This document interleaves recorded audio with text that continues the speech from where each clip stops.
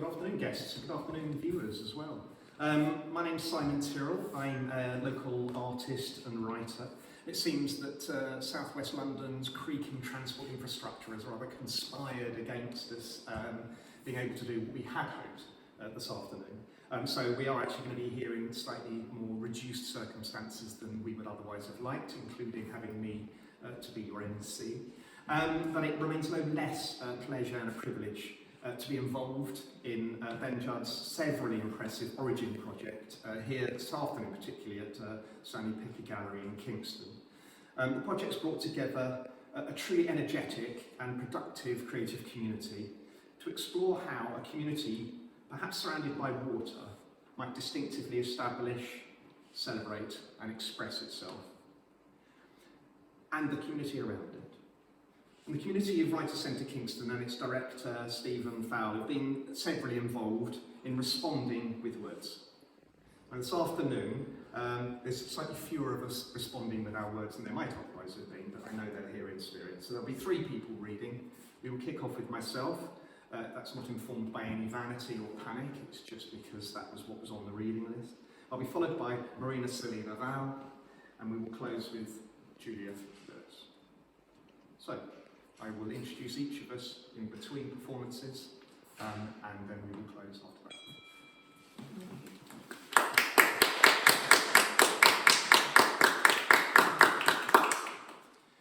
So a little bit of context to my work and my performance. My work celebrates the distinctive language, signs and symbols that people use to establish, present, protect and promote their communities, and make sense of the relationship, time and space that they share. Now those communities can be technical, they can be cultural, they can be geographical, they can be real, or they can actually be imagined.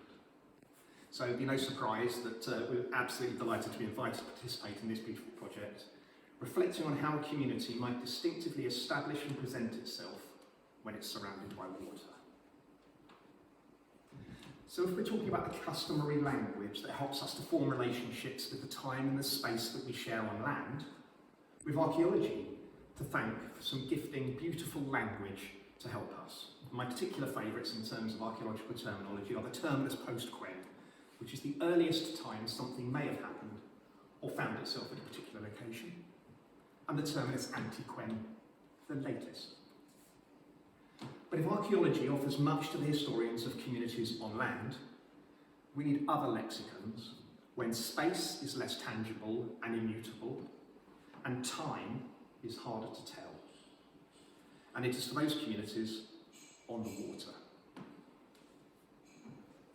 Now, hugely fortunately, I have a sign drawing on the rather magnificent, authoritative book Sea Law from 1937. Which offers some, shall we say, traditional, not at all inappropriate or culturally insensitive observations about how we might efficiently explain to each other how to leave enough space between ourselves and something else to be sure of our safety. Where we stand when we make decisions about staying still or in fact moving off. Also, how to mark time in the absence of light and assign responsibility for the safeguarding of our compatriots in our community. How do we report progress on our journey? How might we hand over duties to those taking watch while we in turn turn in for a night in our own assigned accommodation? How do we even know if we're going in the right direction and when we've arrived where we intended to? Where are we to begin or leave off? It is confessedly difficult. The wise would have the courage to prefer the right word to another, which may be both clumsy and incorrect. And for a landsman to use the shellback's pronunciation with smack of affectation. So let's. Stand off a whole 9 yards. To a good offing, before the mast weighs, in a couple of shakes, off and on, to flog the glass till the bell calls dog watch end, and the dead reckoning of a clean slate lets us pipe down to closed quarters. And as a jury rig means we won't lose way or wash out, but instead let go to leave till our arrival is heralded by the welcome sight of a leading light.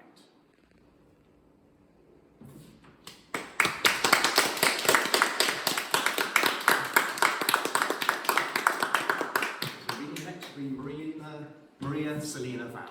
Give me a breath.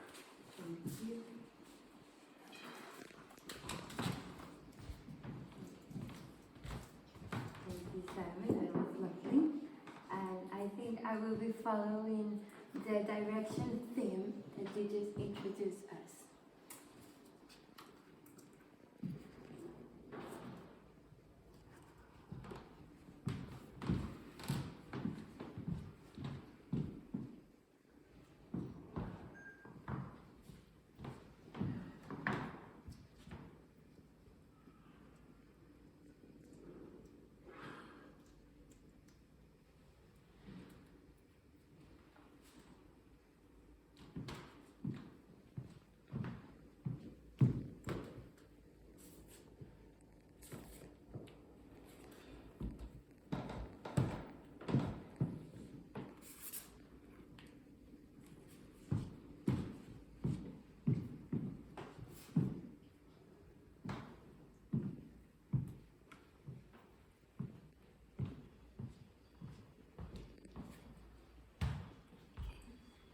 Good afternoon. Thanks for coming today for this very important event. We have lost our directions in this land, and it's from all of us to gather all them back together. So could we please start searching? I've been told there are 8 pieces we're missing.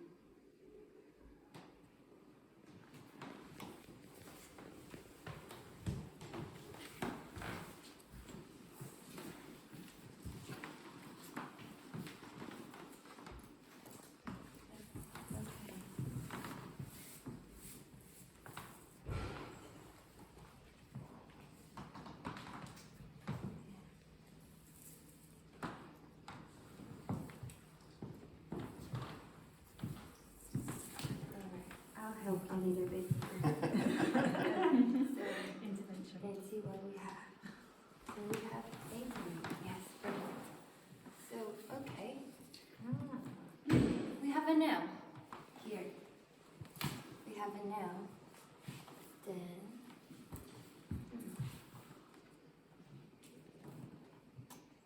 we have an O.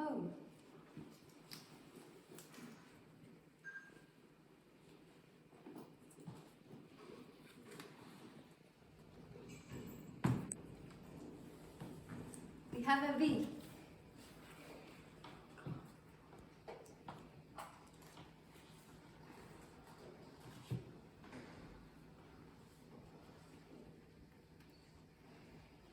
And, oh, it seems we have an E as well.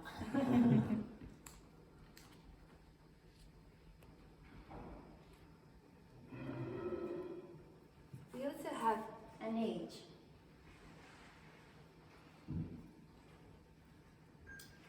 Another O. O.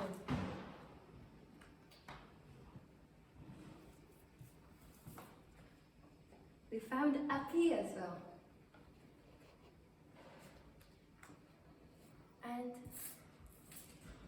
an E. Alright. So here we have our compass. We just find our directions. So we have love at north, south, east, and west. And in case if our directions rotate a little bit and our paths change, we have hope. Thank you.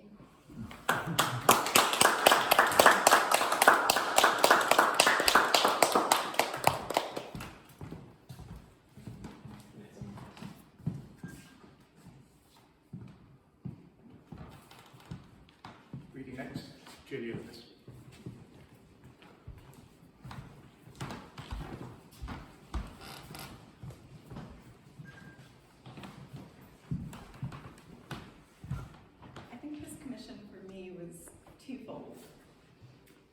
Firstly, because I'm a little bit amphibious in nature, as anyone can tell you from last night or from corresponding with me during the pandemic. Living by the water in America has only made me more so, and more obsessed with frogs. And I've infected David Spittle with my obsession with frogs. And perhaps Steve Fowler as well, but he's not here to protest. The other part is that Surbiton is, of course, on the water, and being at a university on the water made me feel quite at home when I was in a foreign country. And I do consider Kingston University to be the part of London that I'm most comfortable with, that's most familiar, where I most feel that I belong. Which is funny because I've actually spent more time at other British universities since I graduated. And that's a testament to the sense of community in Kingston and around Kingston University and the artists and writers it supports. So I'd like to read my poem about Surbiton, or the fictional suburbiton of my dreams. Near to the urban things, suburban used to mean ear to the body of water, be it river or ocean or Great Lakes. Falling or roaring waters to Possum Hollow Run, to Black Rock Bridge, to Strawberry Mansion, to Walnut Street, to Gray's Ferry Bridge, to the Great District River. Near it north, this will be my own port to take the ocean inside myself. I will not drink water from the Skulking Creek. I like a hospital between the universe and the country, better than superb ambition. My youngest friend likes to think that everyone living in Suburbiton could be a pervert, could be donating to a secondhand shop, would be a poet. If and only if the Big Hill Hospital and Norbiton train station, then Suburbiton is given. If wishes were horses, former racehorses, then teenage girls would swim them home in little creeks. This is them winning summer refuge. I would not trade this breed. It is as the genes inside will do for me instead of all the cities and all the countries as mice. If and only if it is summertime, it rhymes, Berrylands, Surbiton Hill, and Southern Grange, then nowhere is superior to Suburbiton. Thank you.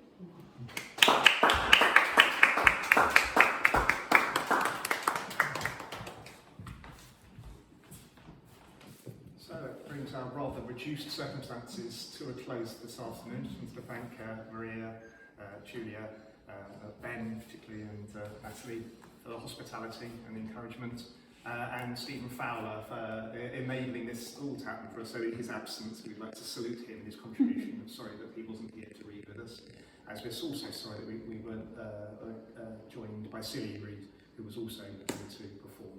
We're now closing here and moving on to a walking tour just over the road. So I'd just like to say thank you very much indeed for welcoming us and making us feel so.